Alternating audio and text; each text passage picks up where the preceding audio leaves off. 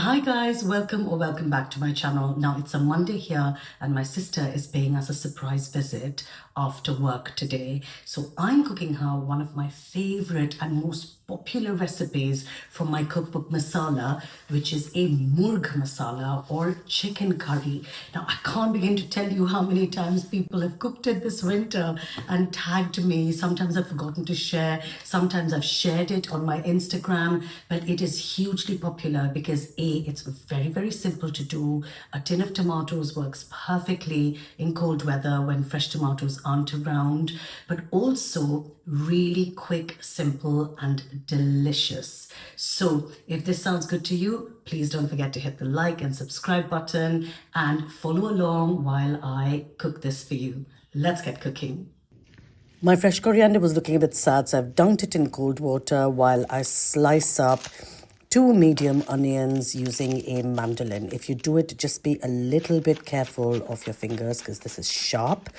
We're also going to need 6 cloves of garlic, fat ones, and a giant lump of ginger. I'm going to say about 1.5 inches peeled, and then I've used my mini food processor to give it a bit of a blitz. Bring 6 tablespoons of oil to heat with a pinch of sugar.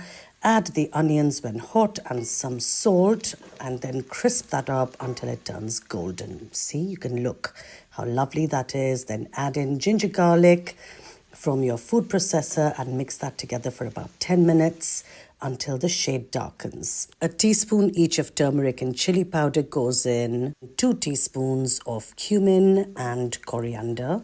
And into that went a tin of chopped tomatoes. Tomatoes aren't in season here, so chopped ready tomatoes are great. Also gives it that lovely resto quality. Simmer this for about 5 minutes and you'll see oil coming through the masala paste. It smells so good right now. I've added about 1 kilo of chicken legs and thighs into it. To seal that off before you add 2 and a bit tablespoons of full fat Greek yogurt.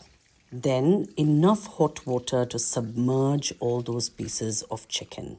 Now bubble it for about 35 minutes, turning the pieces from time to time until you can see the oil floating to the surface. Look at that.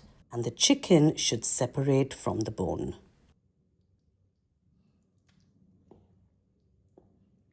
Now add a teaspoon of garam masala, mixing that in well. And then the final thing left to do is to add that fresh coriander. I've got a generous handful here. And that's it. The job is done. Look how good that looks. So now I have to try a piece to make sure it really is that delicious. And I can tell you it absolutely is. There's a little leg that I'm going to try. My sister loved it. The kids loved it. Hope you enjoyed it and see you soon.